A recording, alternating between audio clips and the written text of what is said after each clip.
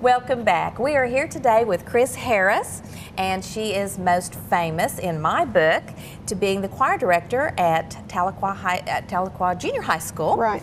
And you were there for how long, Chris? Well, it was a long time, about 23 or 4 years. I had taught in a couple of other states before returning home, and I spent the rest of my career here in Tahlequah. It was wonderful. I loved it. I had wonderfully talented students to work with, a great faculty.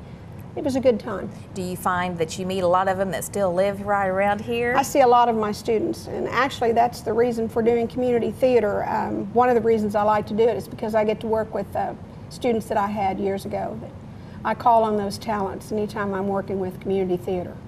Well, Chris is going to be the music director at the upcoming play, Man in Little Mancha. It is a dinner theater, and there's going to be an orchestra, and you are going to tell us a little bit about all that comes along with directing an orchestra in their play.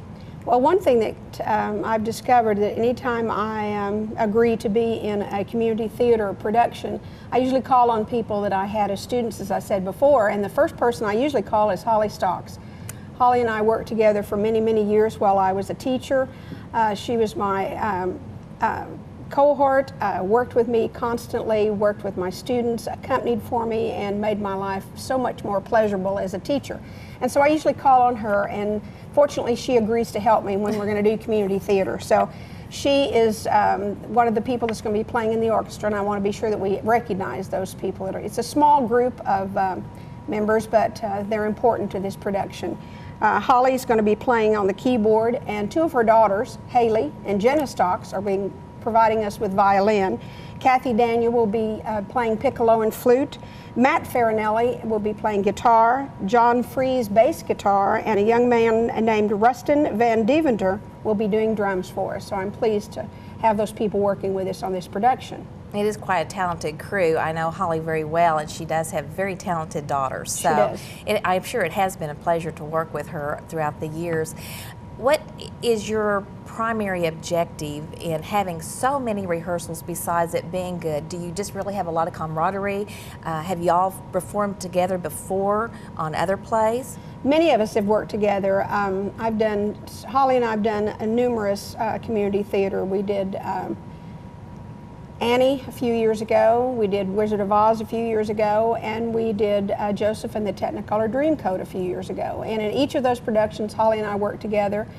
We also did a lot of work with Matt Farinelli in those, so he was a student of mine years ago. And then his older sister, Rachel, is another person I oftentimes call on for help if she's in the area, and fortunately she is back here in Tahlequah right now. So Rachel is always so gracious to help with these musical productions. In this particular one, however, she happens to be playing the lead, female lead, so she has even a greater responsibility. Oh, that's great. Now, you guys had auditions about the middle part of August, yes, and the play is going to start October the 3rd. So how many rehearsals do you have a week?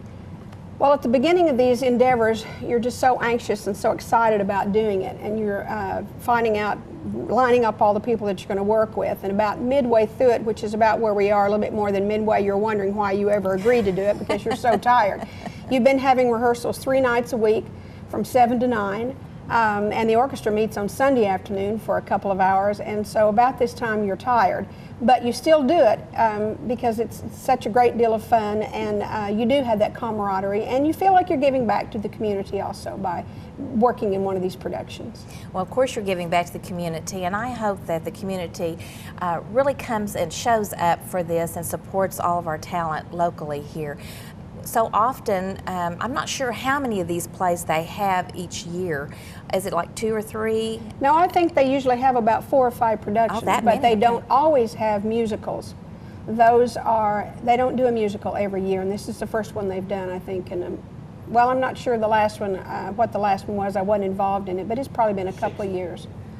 So, well, and I think it's going to be special because it's going to be here at the AMC. Absolutely. And I think that the venue here is going to be a little different than what you're used to, so it'll be kind of real close, but yet still that great stage presence. Well, a lot more intimate in this theater, and I kind of like that atmosphere of intimacy in a smaller theater rather than being in the PAC up at the high school.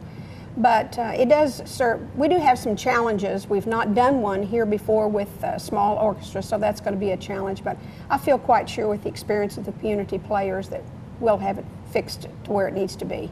Well, you're now more famous for being the proprietor, owner, chief chef of Casey Harris Burgers, and I know you are one busy woman, and we appreciate your give back to the community with your special talents. Well, thank you so much for being here with us today. Thank you for having me. I appreciate it very much. And we'll be right back.